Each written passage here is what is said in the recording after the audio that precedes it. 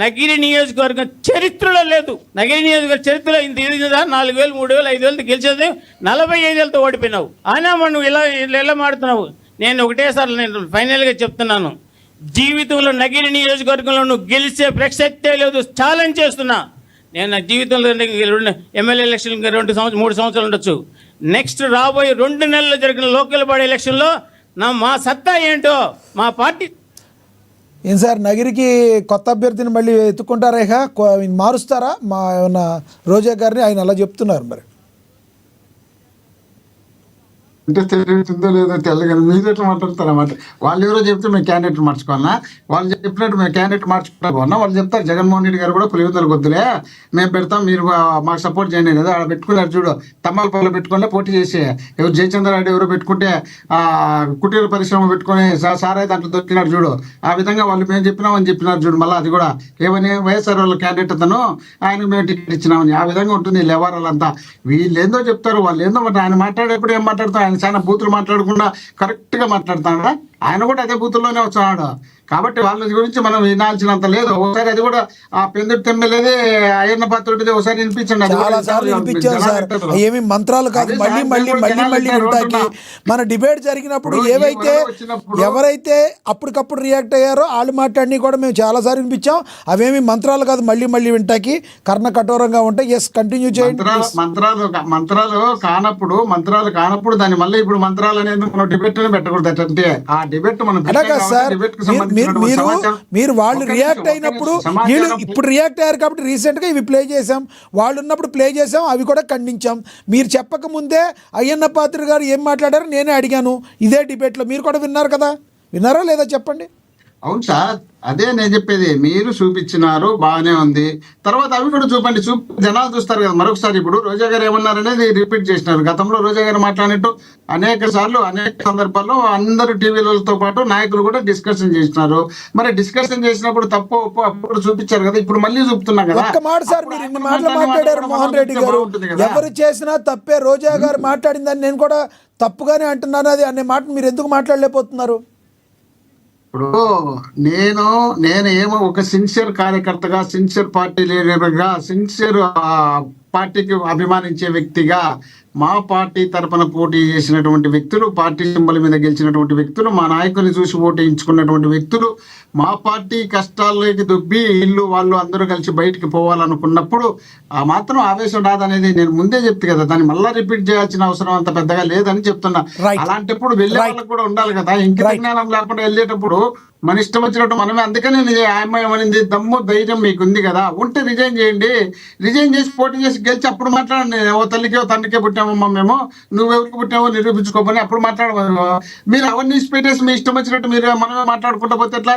7 పీఫారం తీసుకొని, 7 రోజా గారు ఇచ్చినటువంటి పీఫారం తీసుకొని 7 రోజా గారు ప్రచారం చేస్తే గెలిచినటువంటి వ్యక్తులు బయటికి పోయి మళ్ళీ రోజా గారిని తిట్టినప్పుడు రోజా గారు తిట్టడా? మరి అదేంది పెద్ద దారుణంగా విమర్శించినట్టు మనం చెప్పడం ఏంది? ఇలాంటి భూత పదాలు మన ఎలక్షన్ అప్పుడే చంద్రబాబు నాయుడు గారే మాట్లాడారు. జగన్మోహన్ రెడ్డి గారిని అమ్మమ్మ ఉందా అని, అమ్మమ్మ ఉందా, ఎవరు ఆయన్ని అవసరమా?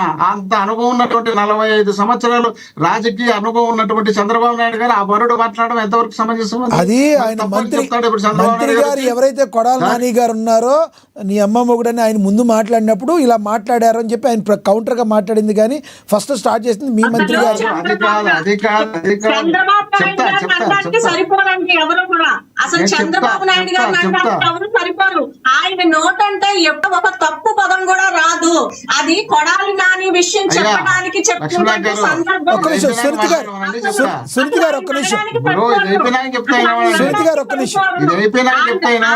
కాదు, ఆయన మాట్లాడరు. ఎవరికి ఎవరికి అర్హత లేదో, ఎవరు మాట్లాడతారో, ఎవరికి ఎంత మాట్లాడతారో, ఎవరు ఏ స్థాయి గురించి మళ్ళీ మాట్లాడదాము. ఇప్పుడు ఇది మాట్లాడేది ఎక్కువ నేను లేకుండా. సునీత గారు ఆయన మాట్లాడినండి, సమయం అయిపోతుంది. ఎస్ సునీత గారు, మాట్లాడరు.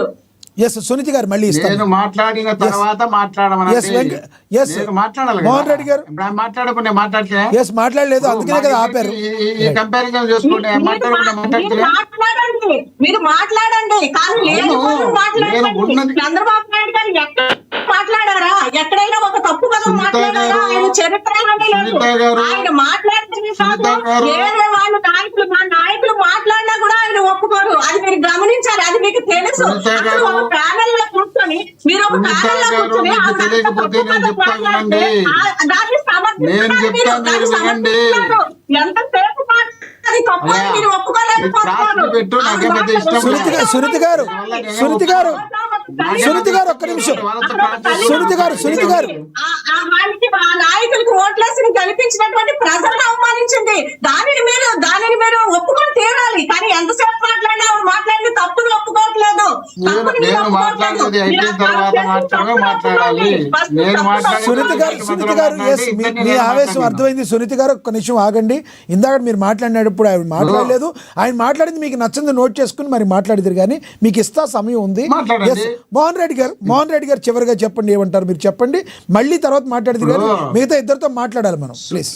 సరే సరే సరే సరే ఇప్పుడు సునీత గారికి రాజకీయంగా ఎంత అనుభవం ఉందో ఏమో నాకు తెలియదు. ఆమె ఎన్నేళ్ళ బట్టి ఫాలో అవుతుందో నాకు తెలియదు. ఆమె నోటితో ఆయన చెబుతూ ఆమె వినలేదేమో. నిన్న ఎలక్షన్ అప్పుడు రిపీట్ చేసుకోమని చూడమనండి.